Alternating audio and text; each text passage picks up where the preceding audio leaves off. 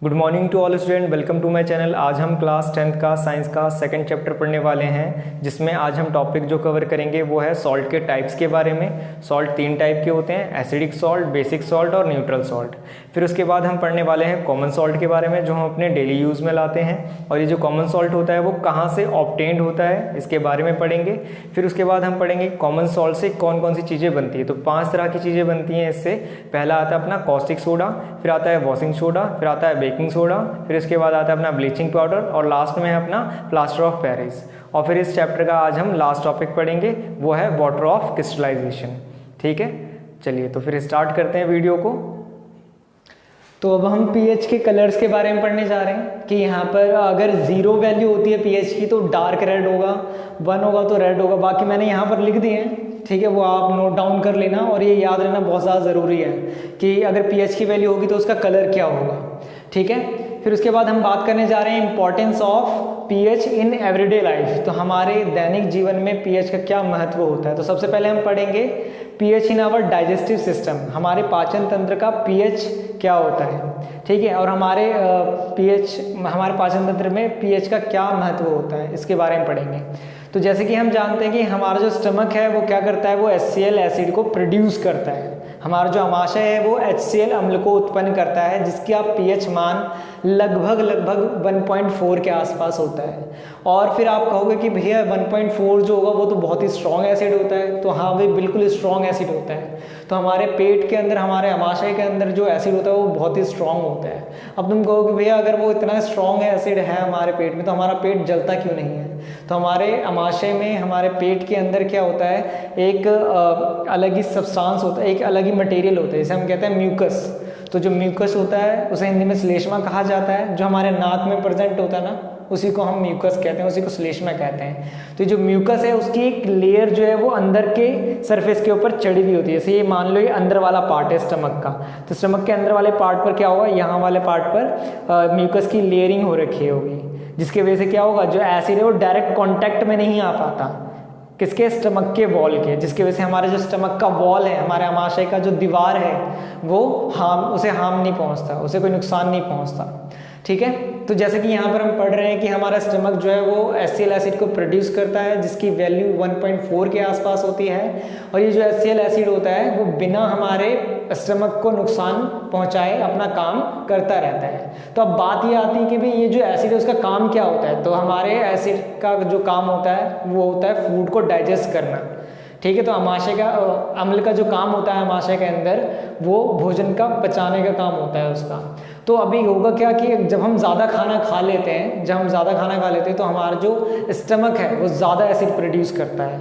जब हम ज़्यादा खाना खा लेंगे तो हमारा अमाशय ज़्यादा अम्ल उत्पन्न करेगा ताकि उस ज़्यादा खाने को पचाया जा सके। तो वो जब ज़्यादा एसिड प्रोड्यूस हो जाता है तो उसकी वजह से हमें इनडाइजेशन हो जाती है, मतलब हमें अपचता की प्रॉब्लम हो जाती है। मतलब खाना जो है वो ढंग से पच नहीं पाएगा, ज़्यादा जब एसिड प्रोड्यूस हो जाता है। तो जब ज़्यादा एसिड प्रोड्यूस होगा तो उसके वजह से हमें इनडाइजेशन हो जाता है, हमें अपचता की प्रॉब्लम होने लगती है। और उसके वजह से क्या होता है, उसके वजह से हमें पेन और इरिटेशन होने लगता है। ठीक है, तो हमें दर्द और जलन होना स्टार्ट कर देगा। अब हमें क्या करना है, इस इनडाइजेशन की प्रॉब्लम को ठीक करना है, इस अपचन के समस्या को ठीक करना है। तो उसको ठीक करने के लिए हम वीक बेस लेते हैं, जिसे हम एंटासिड कहते हैं। हम कमज़ोर क्षारक लेते हैं, जिसे हम प्रति अम्ल कहते हैं। तो ये जो एंटासिड है ये एक बेस होता है जो वीक बेस होता है, और वो क्या करता है, वो हमारे पेट के अंदर जो एक्सेस अमाउंट में एसिड प्रोड्यूस हुआ है उसे न्यूट्रलाइज कर देता है। ठीक है, न्यूट्रलाइज करके उस एसिड की वैल्यू को कम कर देता है। एसिड का जो पीएच वैल्यू है जो कम हो चुका है उसे मतलब नॉर्मल कर देता है। ठीक है, अब यहाँ पर 2 कॉमन एंटासिड कौन से हैं, 2 ऐसे प्रति अम्ल हैं जो सबसे ज़्यादा इस्तेमाल किए जाते हैं। एक है मिल्क ऑफ मैग्नीशिया, दूसरा है बेकिंग सोडा। ठीक है, तो मिल्क ऑफ मैग्नीशिया जो होता है वो एक्चुअली में है क्या, वो है मैग्नीशियम हाइड्रोक्साइड, जिसे हम MgOH2 के नाम से जानते हैं। और बेकिंग सोडा जो होता है उसे हम क्या बोलते हैं, सोडियम हाइड्रोजन कार्बोनेट। ठीक है, और उसका फॉर्मूला मैंने यहाँ पर ब्रैकेट में लिख रखा है, देख लेना आप लोग। और बाकी मैंने यहाँ पर ये हिंदी में लिख रखा है कि भाई हमारा आमाशय जो है वो HCl उत्पन्न करता है जिसका pH मान 1.4 होता है। बाकी जो बातें मैंने अभी समझाई वो सारी बातें यहाँ पर लिखी हुई हैं। तो अब हम पढ़ने जा रहे हैं कि pH में चेंज के वजह से हमारे दांत कैसे ख़राब हो जाते हैं, pH में परिवर्तन के कारण हमारे दांत कैसे ख़राब होते हैं। तो इसको स्टार्ट करने से पहले हमें दो बातें पता होनी चाहिए। पहला तो ये कि हमारे माउथ का नॉर्मल pH वैल्यू 5.5 होता है, और दूसरा ये कि हमारे माउथ में हमेशा बैक्टीरिया प्रेजेंट होते हैं। हमारे मुख का जो सामान्य pH मान होगा वो 5.5 होगा, और हमारे मुख में हमेशा जीवाणु उपस्थित होते हैं। ठीक है, तो जब भी हम कोई ऐसा फूड खाते हैं जिसमें शुगर प्रेजेंट होता है, तो जो बैक्टीरिया होता है वो उस फूड को ब्रेक डाउन करता है, तोड़ता है, और ब्रेक डाउन करके एसिड को फॉर्म करता है। और एसिड जो फॉर्म होता है वो हमारे माउथ के pH वैल्यू को कम कर देता है, जिसके वजह से हमारे दांतों के ऊपर एक परत होती है जिसे हम इनामल कहते हैं, वो धीरे धीरे हटना शुरू कर देता है और हमारे दांत खराब होना शुरू कर देते हैं। ठीक है, अब इसको रोकने का तरीका क्या होता है? पहला तो ये कि हमें खाना खाने के तुरंत बाद अपने माउथ को पानी से क्लीन कर लेना चाहिए, और दूसरा तरीका ये है कि हमें टूथपेस्ट करना चाहिए। तो टूथपेस्ट में ऐसा क्या होता है कि हमारे दांत खराब होने से बच जाते हैं। तो टूथपेस्ट में बेस होता है, क्षारक होता है, जो यहाँ पर हमारे माउथ में प्रेजेंट एक्सेस एसिड को न्यूट्रलाइज कर देता है, जो हमारे मुख में उपस्थित ज़्यादा मात्रा में जो अम्ल उत्पन्न हुआ है उसे उदासीन कर देगा, और हमारे माउथ का जो pH वैल्यू है उसे नॉर्मल कर देगा वापस। हम पढ़ने जा रहे हैं plants and animals are sensitive to pH changes. पौधे और जंतु जो होते हैं वो pH में परिवर्तन को लेकर संवेदनशील होते हैं। ठीक है, तो पहले हम बात कर रहे हैं soil pH and plant growth की। तो मृदा के pH और पौधे की वृद्धि की बात करेंगे। तो ज़्यादातर जो पौधे होते हैं वो अच्छे से ग्रोथ कब करते हैं? जब pH वैल्यू 7 होती है। ज़मीन की, मिट्टी की जब pH वैल्यू 7 होगी तो ज़्यादातर पौधे जो है वो अच्छी वृद्धि करते हैं, अच्छे ग्रोथ करते हैं। ठीक है, तो इफ़ द सॉइल एसिडिक, अगर यहाँ पर मृदा अम्लीय हो जाती है किसी कारणवश, प्रकृति के कारण, मतलब किसी वजह से अगर यहाँ पर मृदा अम्लीय हो गई, अगर मिट्टी जो है वो एसिडिक हो गई, तो pH वैल्यू 7 से नीचे चला जाएगा। ठीक है, और 7 से नीचे चला जाएगा जो, तो फिर प्लांट जो है वो अच्छे से ग्रो नहीं कर पाएगा, पौधा अच्छे से वृद्धि नहीं कर पाएगा। तो अब उसको कैसे ठीक किया जा सकता है? तो यहाँ पर हमें क्या करना पड़ेगा? हमें यहाँ पर जो pH वैल्यू कम हो गई है उसे वापस ठीक करना पड़ेगा, उस pH वैल्यू को बढ़ाकर हमें वापस 7 पर लाना पड़ेगा। तो क्या क्या किया जा सकता है? तो उसके लिए हम यहाँ पर क्विक लाइम, ठीक है, इसे हम क्विक लाइम कहते हैं, कैल्शियम ऑक्साइड। कैल्शियम ऑक्साइड को क्विक लाइम कहा जाता है। इसे मिलाकर हम क्या कर सकते हैं? इसे मिलाकर हम जो मिट्टी की pH वैल्यू उसे वापस 7 पर ला सकते हैं। इसे हम स्लेक्ड लाइम कहते हैं। ठीक है, स्लेक्ड लाइम। तो इसे, वैसे इसका नाम कैल्शियम हाइड्रोक्साइड है, तो कैल्शियम हाइड्रोक्साइड को स्लेक्ड लाइम कहा जाता है। इसे मिलाकर भी हम pH वैल्यू को क्या कर सकते हैं? वापस नॉर्मल कर सकते हैं, 7 पर ला सकते हैं। ऐसे फिर कैल्शियम कार्बोनेट जो चौक होता है, चौक में यही होता है, कैल्शियम कार्बोनेट होता है। चौक को मिलाकर हम क्या कर सकते हैं? हम यहाँ पर जो मिट्टी की pH वैल्यू वापस से नॉर्मल कर सकते हैं। अच्छा, ये कैसे किया जाएगा? तो थोड़ा थोड़ा करके मिलाया जाएगा और मिट्टी के pH वैल्यू को चेक किया जाएगा। जैसे ही यहाँ पर 7 के करीब पहुँच जाएगा तो हम उसमें ये सारी चीज़ें मिलाना बंद कर देंगे, मतलब जो बेस है उसे मिलाना बंद कर देंगे। ठीक है, इसे हिंदी में बिना बुझा चूना कहते हैं, इसे बुझा हुआ चूना कहते हैं, और इसे तो आपको मालूम है चौक है ये। ठीक है, फिर इसके बाद अगर यहाँ पर जो मिट्टी है अगर वो बेसिक हो जाती है, अगर वो क्षारकीय हो जाती है, तो उसकी pH वैल्यू 7 से ज़्यादा हो जाएगी।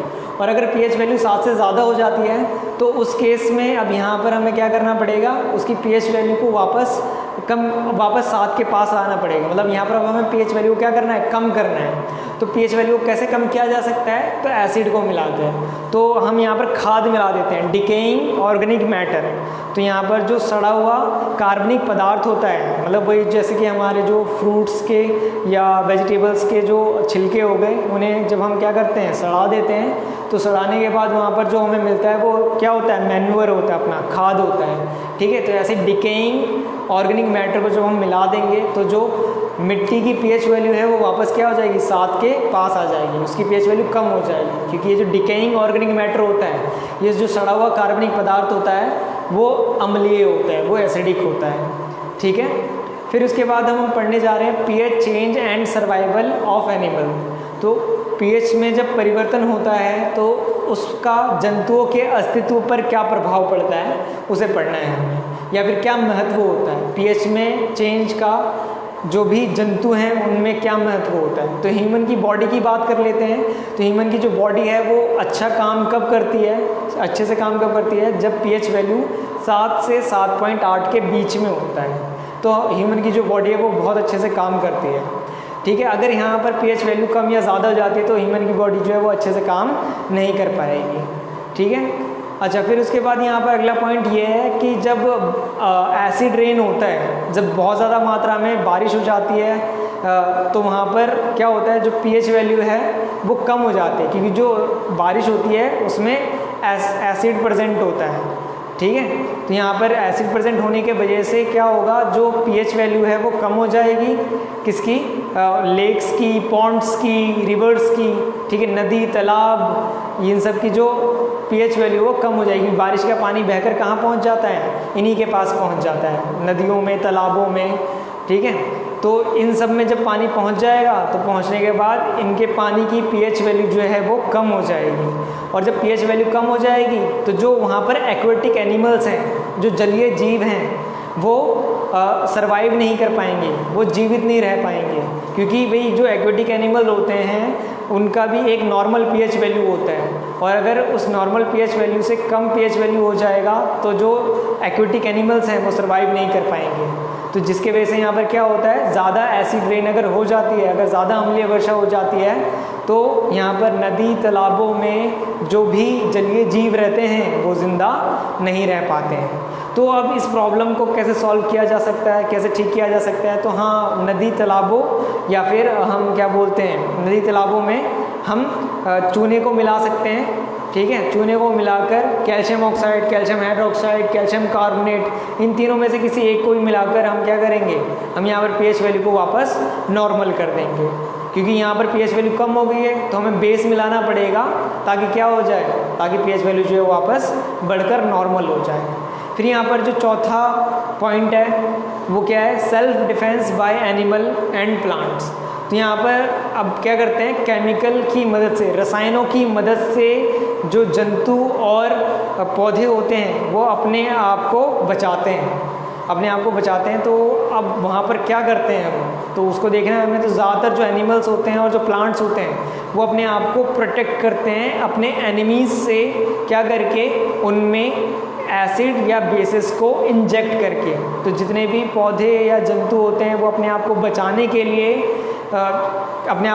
के लिए किसी भी दूसरे जीव में अम्ल या क्षारक को छोड़ देते हैं, जिसके वजह से उन्हें बहुत ज़्यादा दर्द होता है और जलन होती है। जैसे कि एग्जाम्पल के तौर पर हम बात करें हनी बी की, मधुमक्खी की। तो जो हनी बी होता है, मधुमक्खी जो होता है, वो जब हमें स्टिंग करता है, जब वो काटता है तो वो एक एसिड को रिलीज़ कर देता है हमारे बॉडी में, जिसके वजह से हमें बहुत ज़्यादा इरिटेशन और पेन होता है। ऐसे अगर मैं बात करूँ चींटी की, एंट की, तो जो चींटी जब स्टिंग करती है, काटती है, तो वो भी क्या करती है, वो भी एक एसिड छोड़ देती है जिसका नाम मेथनोइक एसिड होता है, जिसकी वजह से हमें बहुत ज़्यादा पेन और इरिटेशन होता है, बहुत ज़्यादा दर्द और जलन होता है। ऐसे ही यहाँ पर हम बात करेंगे वैस्प की। वैस्प क्या होता है, आपने देखा होगा पीले पीले कलर का होता है एक, ठीक है, जिसे ततैया भी कहते हैं। तो वो जो पीले कलर का होता है उसे वैस्प कहा जाता है। जब वो काटता है तो वो हमारे बॉडी में बेस को इंजेक्ट कर देता है, हमारे बॉडी में क्षारक को छोड़ देता है, जिसकी वजह से भी हमें क्या होता है, काफ़ी ज़्यादा जलन और दर्द होने लगता है। तो अब यहाँ पर एक पौधे की बात कर लेते हैं, प्लांट की। तो नेटल नाम का एक प्लांट होता है, नेटल, ठीक है। तो नेटल नाम का एक प्लांट है। तो उसमें अभी क्या हुआ, उसमें यहाँ पर उसके लीव्स पे, उसके पत्तियों पर एक कांटेदार स्ट्रक्चर प्रोड्यूस हो गए। मतलब जैसे जैसे टाइम बढ़ता चला गया तो नेटल नाम का जो प्लांट है वो अपने आप को प्रोटेक्ट करने के लिए उसमें कुछ चेंजेस हुए। तो उसमें चेंजेस क्या हुए कि उसकी जो लीव्स होती हैं, उसकी जो पत्तियाँ होती हैं, उस पर कुछ कांटेदार स्ट्रक्चर जो है वो प्रोड्यूस हो गए, कांटेदार संरचना जो है वो उत्पन्न हो गई। तो जब कोई भी उसके नज़दीक से गुजरता है तो वो जो कांटेदार संरचना है वो उसके अंदर इंजेक्ट हो जाती है और वो एक एसिड को रिलीज़ कर देती है, एक अम्ल को छोड़ देती है, जिसकी वजह से हमें बहुत ज़्यादा इरिटेशन और पेन होने लगता है। ठीक है, और इन सब को ठीक करने का तरीका क्या होता है? अगर जैसे कोई एसिड को छोड़ा गया है हमारे बॉडी में, तो उसके लिए हम क्या करेंगे, बेस को रब कर लो, क्षारक को वहाँ पर रगड़ दो, तो क्या हो जाएगा, ठीक हो जाएगा। ऐसी अगर मैं बात करूँ नेटल नाम के प्लांट की, तो नेटल नाम के प्लांट के ठीक बराबर में आसपास ही क्या होता है, एक डॉक नाम का प्लांट मिलता है, DOC, डॉक।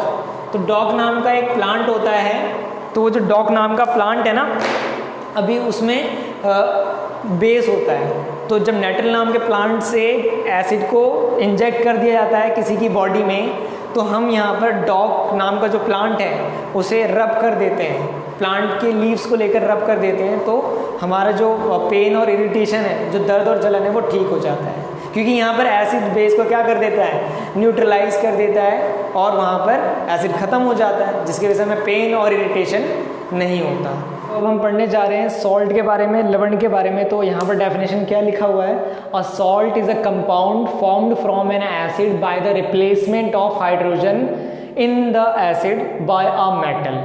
तो इसका मतलब क्या है, मतलब डेफिनेशन का समझ में नहीं आया होगा, तो इसे मैं देखो समझाता हूँ सिंपल तरीके से। तो इसने बोला है किसी एसिड में किसी मेटल के द्वारा जब हाइड्रोजन को रिप्लेस कर दिया जाता है, मेटल के द्वारा जब एसिड में हाइड्रोजन को रिप्लेस कर दिया जाता है, तो जो हमें कंपाउंड मिलता है उसी को हम सॉल्ट कहते हैं, ये लिखा हुआ है। ठीक है, तो किसी अम्ल में किसी धातु के द्वारा हाइड्रोजन का जब प्रतिस्थापन कर दिया जाता है और जो हमें यौगिक मिलता है उसी को हम लवण कहते हैं। ठीक है, बाकी इसका एक सिंपल डेफिनेशन है कि एसिड और बेस के मिलने से जो हमें कंपाउंड मिलता है उसी को हम सॉल्ट कहते हैं। ठीक है, a compound form from acid and bases is known as salt. ठीक है, तो अम्ल और क्षारकों के मिलने से जो यौगिक बनता है उसी को हम लवण कहते हैं। इस तरीके से हम इसे बता सकते हैं, बहुत इजी डेफिनेशन है।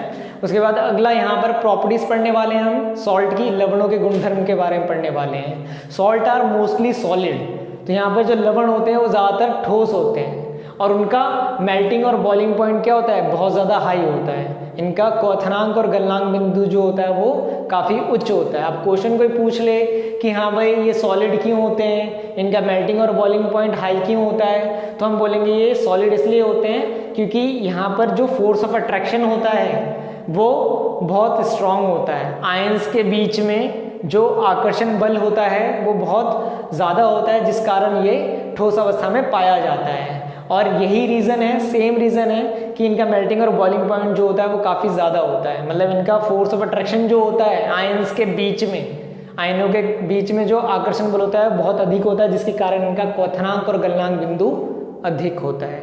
फिर उसके बाद यहाँ पर सॉल्ट सॉल्यूशन कंडक्ट इलेक्ट्रिसिटी, तो यहाँ पर जो लवण का विलयन है वो विद्युत का चालन करता है। तो बात ये आती है कि भाई क्यों करता है, तो हम बोलते हैं due to the presence of ions in them.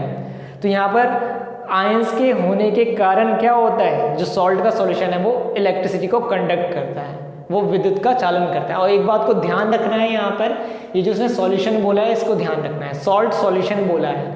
मतलब यहाँ पर अगर सिर्फ सॉल्ट बोला होता ना तो उसमें इलेक्ट्रिसिटी कंडक्ट नहीं होती, यहाँ पर उसने सॉल्यूशन बोला है। मतलब यहाँ पर सॉल्ट अगर सॉलिड स्टेट में होगा तो विद्युत का चालन नहीं होगा, इलेक्ट्रिसिटी कंडक्ट नहीं होगी, क्योंकि वहाँ पर आयंस मूव ही नहीं कर पाएंगे। लेकिन जब सॉल्ट सॉल्यूशन के फॉर्म में होगा, विलयन के रूप में होगा, तो आयंस मूव कर पाएंगे, गति कर पाएंगे, और वहाँ पर विद्युत का चालन हो पाएगा। फिर आखिरी पॉइंट जो यहाँ पर है, every salt contain positively charge ion and negatively charge ion. तो जो पॉजिटिवली चार्ज आयन होता है वो मेटल होता है, और जो नेगेटिवली चार्ज आयन होता है वो नॉन मेटल होता है। ठीक है, तो एक सॉल्ट में हमें दो आयन मिलने ही वाले हैं, एक पॉजिटिवली चार्ज आयन मिलेगा और दूसरा नेगेटिवली चार्ज आयन मिलेगा। ठीक है, अच्छा तो यहाँ पर बाकी ये हिंदी में मैंने लिख दिया है। अच्छा अगला पॉइंट जो है वो क्या है, फैमिली ऑफ सॉल्ट है। तो फैमिली ऑफ सॉल्ट को कैसे बताया गया है, लवणों के परिवार को, तो वो सभी सॉल्ट जिनमें पॉजिटिव आयन या नेगेटिव आयन एक जैसे हों, ठीक है, तो उनको हम कहते हैं कि वो एक फैमिली से बिलोंग कर रहे हैं। ठीक है, जैसे मैंने यहाँ पर लिखा है NaCl, MgCl2, ZnCl2, CaCl2, तो ये सारे सॉल्ट हैं और इनमें एक आयन कॉमन है, नेगेटिव आयन। तो ऐसे सॉल्ट जिनमें सेम पॉजिटिव आयन हो या सेम नेगेटिव आयन हो, तो यहाँ पर नेगेटिव आयन सेम है, ठीक है। तो ऐसे सॉल्ट जिनमें नेगेटिव आयन सेम हो उन्हें हम क्या कहते हैं कि वो सेम फैमिली से बिलोंग कर रहे हैं, तो ये क्या हो गया, ये फैमिली ऑफ सॉल्ट हो गया, ठीक है। तो अब इनकी फैमिली का नाम भी होता है, तो यहाँ पर अगर क्लोरीन सेम है सब में तो इसे हम क्लोराइड की फैमिली कहेंगे, ठीक है। तो अभी यहाँ पर आ रहा होगा समझ में definition, salt having same positive ion और same negative ion is known as family of salt, ठीक है। तो अगर लवणों में एक जैसा धन आयन हो या एक जैसा ऋण आयन हो तो ऐसे लवणों को हम लवणों का परिवार कहते हैं, ठीक है। अच्छा, यहाँ पर जो सॉल्ट फैमिली ऑफ सॉल्ट होते हैं वो 5 टाइप के होते हैं, 5 प्रकार के लवणों के परिवार होते हैं। जैसे कि वहाँ पर पहला देख सकते हैं सॉल्ट ऑफ HCl एसिड। अब इतना तो पक्का है कि भाई एसिड से ही क्या होता है, अपना सॉल्ट बनता है, ठीक है। जब यहाँ पर क्या होगा, जब कोई मेटल एसिड से रिएक्ट करेगा तो सॉल्ट बनेगा। वैसे एसिड और बेस आपस में रिएक्ट करें तो भी सॉल्ट बनता है, और जब मेटल एसिड से रिएक्ट करता है तो भी सॉल्ट बनता है। तो यहाँ पर HCl एसिड से जो सॉल्ट बनेगा उसे क्लोराइड कहते हैं। जैसे कि यहाँ पर हम देख सकते हैं HCl एसिड से सॉल्ट बना है, भाई सोडियम ने हाइड्रोजन को हटा दिया और सॉल्ट बना लिया, तो यहाँ पर जो सॉल्ट बना है उसे क्लोराइड कहा जाएगा। ऐसी the salt of H2SO4 acid are called sulphate. तो H2SO4 सल्फ्यूरिक एसिड कहते हैं इसे, तो सल्फ्यूरिक एसिड से जो सॉल्ट बनेगा उसे सल्फेट कहा जाएगा, ठीक है। फिर यहाँ पर HNO3 जो है उसे नाइट्रिक एसिड कहते हैं। The salt of nitric acid are called nitrates. जैसे यहाँ पर हम देख सकते हैं नाइट्रिक एसिड Mg से रिएक्ट कर रहा है और यहाँ पर एक सॉल्ट बना रहा है, तो इसे हम नाइट्रेट कहेंगे, ठीक है। ऐसे यहाँ पर सॉल्ट ऑफ H2CO3, H2CO3 क्या है, कार्बोनिक एसिड, ठीक है। The salt of carbonic acid are called carbonates, उन्हें कार्बोनेट्स कहा जाएगा। जैसे कि यहाँ पर हम देख सकते हैं H2SO3 Ca से रिएक्ट कर रहा है, तो यहाँ पर क्या बना रहा है, ये बना रहा है यहाँ पर CaCO3, तो ये जो CaCO3 है ना वो कार्बोनेट है, इसे कार्बोनेट कहा जाएगा। ऐसे यहाँ पर जो Ba है वो क्या कर रहा है, वो यहाँ, अच्छा अब अगला जो सॉल्ट है वो क्या है, द सॉल्ट ऑफ CH3COOH। तो CH3COOH को क्या कहते हैं, एसिटिक एसिड। तो एसिटिक एसिड का जो सॉल्ट होगा उसे एसीटेट कहा जाएगा। क्लियर है, बहुत इजी है ना। यहाँ पर शुरुआत में हाइड्रोक्लोरिक एसिड का जो सॉल्ट होगा उसे क्लोराइड कहेंगे, सल्फ्यूरिक एसिड का जो सॉल्ट होगा उसे सल्फेट कहेंगे, नाइट्रिक एसिड का जो सॉल्ट होगा उसे नाइट्रेट कहेंगे, कार्बोनिक एसिड का जो सॉल्ट होगा उसे कार्बोनेट्स कहेंगे, और एसिटिक एसिड का जो सॉल्ट होगा उसे एसीटेट कहेंगे। जैसे यहाँ पर ये जो सॉल्ट बना है उसे क्या कहा जाएगा, ये जो लवण बना है उसे हम एसीटेट कहेंगे। तो अभी यहाँ पर है ना, जैसे ये था एक फैमिली, तो ये रही, इसे हम क्लोराइड की फैमिली कहेंगे, ठीक है, क्योंकि इसमें क्लोरीन सेम है, ठीक है, और ये सारे हाइड्रोक्लोरिक एसिड से मिलकर बने हैं, तो इसलिए हम इसे क्या कहेंगे, ये क्लोराइड की फैमिली है। ऐसे यहाँ पर हम जैसे ये लिख रहे हैं ZnSO4, ठीक है, उसके बाद यहाँ पर CaSO4, उसके बाद यहाँ पर CuSO4, उसके बाद यहाँ पर MgSO4। तो यहाँ पर देख रहे हो कौन सेम है, ये सल्फेट सेम है, SO4 जो है वो सल्फेट है। तो ये जो सॉल्ट बने ये सल्फ्यूरिक एसिड से बने, तो ये किसका परिवार हो गया, ये हो गया हमारा सल्फेट का परिवार हो गया, ठीक है, फैमिली ऑफ सल्फेट है ये। उसके बाद ऐसे यहाँ पर अगर मैं बात करूँ नाइट्रेट की, जैसे कि यहाँ पर हम देख सकते हैं, जैसे हमने यहाँ पर NaNO3, उसके बाद यहाँ पर हमारा आ गया MgNO3 का होल ट्वाइस, CaNO3 का होल ट्वाइस। तो ये जो सॉल्ट बने हैं ये नाइट्रिक एसिड से बने, ये जो लवण बने वो नाइट्रिक अम्ल से बने, तो इन्हें क्या कहेंगे इन्हें हम नाइट्रेट्स कहेंगे, ये हमारे नाइट्रेट्स हो गए, ठीक है। ऐसे यहाँ पर हमारा आ जाता है कार्बोनेट्स, जैसे कि अगर आप देखें यहाँ पर CaCO3, उसके बाद यहाँ पर CuCO3, उसके बाद यहाँ पर MgCO3। तो ये सब क्या है, ये सब हमारे कार्बोनेट है, ये कार्बोनेट है, ठीक है। ऐसे यहाँ पर आगे हमारा एसीटेट आ जाएगा। तो इस तरीके से हमें कभी क्वेश्चन आएगा, पूछेगा कि बताओ ये कौन सी फैमिली से बिलोंग करता है, तो तुम्हें मालूम होना चाहिए। जैसे हमें अगर NO3 दिख रहा है तो मतलब वो नाइट्रिक एसिड से बना है, वो नाइट्रेट की फैमिली से है। अगर मुझे CO3 दिख रहा है तो मैं बोलूँगा कि वो कार्बोनिक एसिड से बना है, वो कार्बोनेट की फैमिली से है, ठीक है। ऐसे यहाँ पर अगर मुझे SO4 दिख रहा है तो मैं कहूँगा वो सल्फ्यूरिक एसिड से बना है, वो सल्फेट की फैमिली से है। ऐसे अगर क्लोरीन दिख रहा है तो वो क्लोराइड की फैमिली से है। ठीक है। अब इसमें एक क्वेश्चन ऐसे बनता है कि वो आपसे पूछेगा कि बताओ ये जो सॉल्ट बना है वो कौन से एसिड और कौन से बेस से बना है। ठीक है, तो एक क्वेश्चन यहाँ पर हम करके देखते हैं, बाकी आप ट्राई करना, ये एनसीईआरटी में है भी और 1 नंबर का क्वेश्चन आता है। जैसे कि यहाँ पर मैंने कुछ क्वेश्चन लिख दिए, ये सॉल्ट है, ठीक है। तो ये जो सॉल्ट है ना, ये सॉल्ट कौन से एसिड और कौन से बेस से मिलकर बने हैं वो हमें पहचानने हैं। ठीक है, ऐसा क्वेश्चन है एनसीईआरटी में और आया भी है।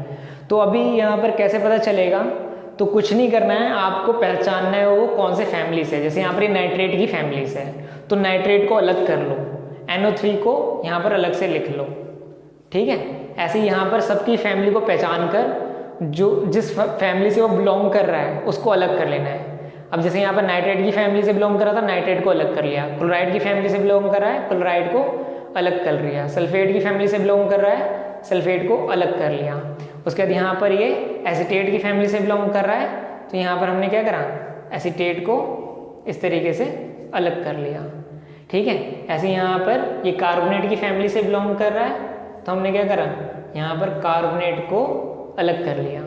ठीक है, तो अभी यहाँ पर जो फैमिली हमने पहचान कर उन्हें अलग किया है उसमें हमें हाइड्रोजन जोड़ना है। ठीक है, तो यहाँ पर जैसे ही हाइड्रोजन जोड़ देंगे तो वह एसिड में बदल जाएगा। जैसे यहाँ पर मैंने एक हाइड्रोजन जोड़ा तो ये क्या बन गया, ये नाइट्रिक एसिड बन गया। यहाँ पर एक हाइड्रोजन बन गया जोड़ा तो ये हाइड्रोक्लोरिक एसिड बन गया। यहाँ पर एक हाइड्रोजन जोड़ा तो ये अपना एसिटिक एसिड बन गया। यहाँ पर 2 हाइड्रोजन जोड़ेंगे तो क्या होगा, ये सल्फ्यूरिक एसिड बन जाएगा। ऐसे यहाँ पर जब हम 2 हाइड्रोजन जोड़ेंगे तो ये कार्बोनिक एसिड बन जाएगा। अब दिक्कत ये आती है कि भाई कहाँ एक हाइड्रोजन जोड़ना है, कहाँ 2 हाइड्रोजन जोड़ना है, तो वो हमें कैसे पता चलेगा। तो उसके लिए मैंने यहाँ पर लिख दिया है, तो क्लोरीन, क्लोराइड, नाइट्रेट और एसीटेट, अगर ये तीनों होते हैं तो उसके साथ 1 हाइड्रोजन जोड़ना है। सल्फेट और कार्बोनेट होता है तो उसके साथ 2 हाइड्रोजन जोड़ने हैं। ठीक है, और मेटल जो है उसके साथ हाइड्रोक्साइड जोड़ना है। तो यहाँ पर हमने एसिड तो बना लिया, अब हमें बेस बनाना है। तो जो मेटल है ना, सभी में मेटल है, तो यहाँ पर जो मेटल है उसके साथ क्या करना है, हमें OH जोड़ देना है। तो जैसे हमने OH जोड़ा तो ये बेस बन गया। ऐसे यहाँ पर Ca के साथ OH को जोड़ देंगे।